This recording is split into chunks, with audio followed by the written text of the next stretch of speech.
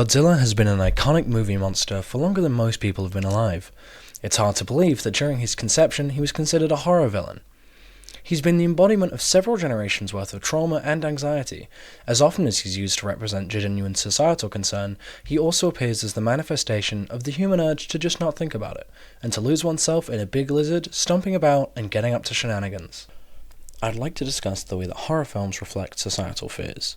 I believe that Michelle Martinez demonstrates this very effectively in a Q&A I will later address, but I would like to put my own spin on it through the lens of economics.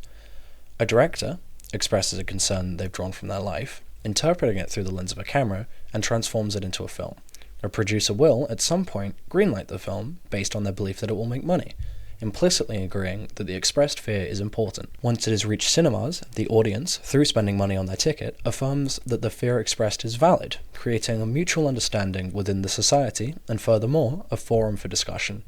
I believe the process is what defines horror as a genre, and can often make older horror films seem somewhat comical in retrospect, as we have moved on as a society and no longer find what is being expressed frightening. Just to be clear, we are covering exclusively the Toho Godzilla films, from 1954 through to the present, as there is far too much peripheral content in the form of fan films, cameos, TV, and comics, not to mention the less than stellar Legendary Pictures Monsterverse films.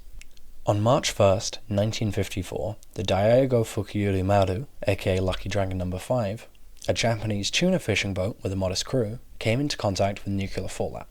The USA had just dropped a bomb 1,000 times more powerful than the bomb that decimated Hiroshima on the island of Bikini Atoll. The crew were forced to make their way back to port. They were given zinc ointment at the Yaizu Public Hospital and sent home that same day.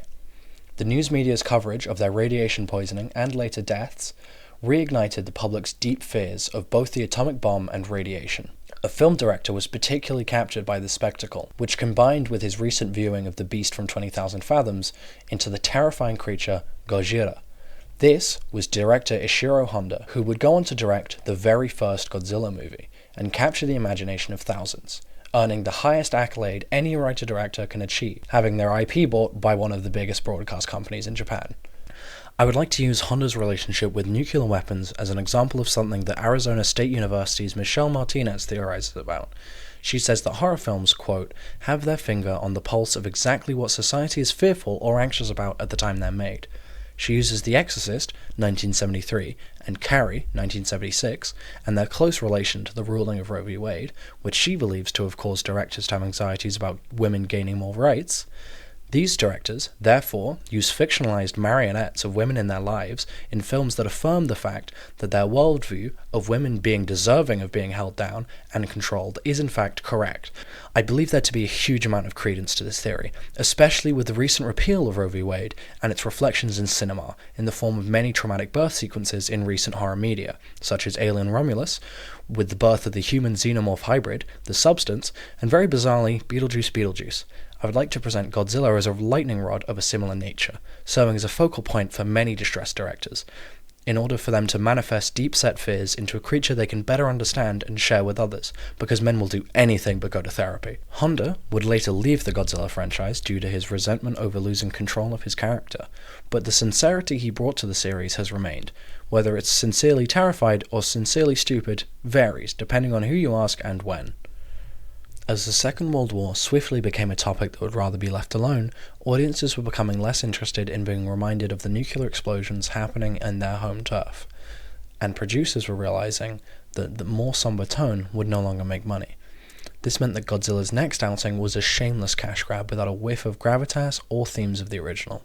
So just as quickly as he was brought into the world as a terrible power, Godzilla was being exploited for profit, ironically mirroring his inspiration.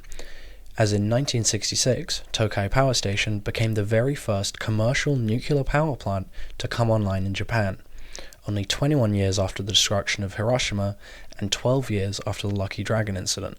I can only imagine what was happening in the minds of the Tokai Power Station, but I'd like to wonder if they'd done the same thing if they'd known that nuclear destruction was not yet a thing they had the luxury of forgetting. Nuclear devastation wasn't the only thing that the King of Monsters tackled, or drop-kicked in some cases. The series expanded to discuss many a poignant topic. In Godzilla vs. Kong 1962, the inciting incident is a greedy TV exec cancelling a documentary series about climate change in order to broadcast the kaiju equivalent of a cockfight, but not before stealing Kong from his native people, who are wearing blackface, shipping him halfway around the world, making a spectacle of him. The King Kong gets knocked out, abused for resisting, and turned into a national circus freak. And some people say this movie is too silly, which it isn't. Anyway, while the packaging may be absurd, I believe that it is really fascinating to see concerns around the exploitation of indigenous communities and climate change being expressed in 1962. As there are often thought of as progressive and modern issues that concern millennials and Gen Z, but not so much baby boomers, when in fact there may have been enough of an audience for a film with them as prominent themes to have been approved and made by a production company. I can't speak to the extent to which the Godzilla name might have affected the higher-ups, but the decision to greenlight what would have been considered a hippie film in any other context leads me to want to imagine the average Sunday creature feature goer stepping out of that cinema with a little bit of a broader understanding of what was happening in the world around them. What makes these films so outstanding to me is the ability to juggle some of the most idiotic shit you'll ever see with raising awareness of systemic issues that would go otherwise undiscussed.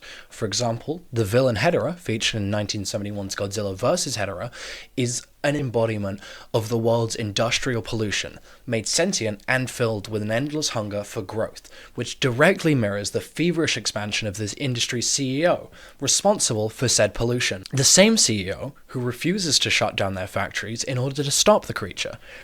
But in the same film, Godzilla does this, with no explanation, or just like setup, and then he doesn't do it again, ever.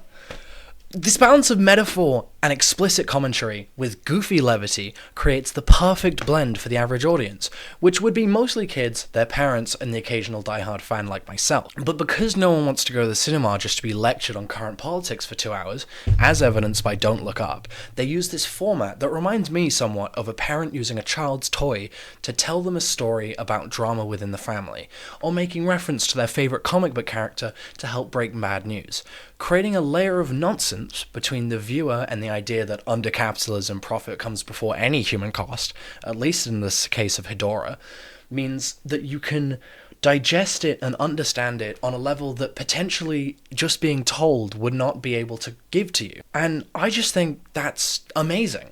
In 1964, Japan was experiencing a post-war industrial boom, where natural landscapes and rural areas were being ravaged by developers and lumber tycoons, displacing many families living in the countrysides, and majorly impacting biodiversity of forests and shorelines.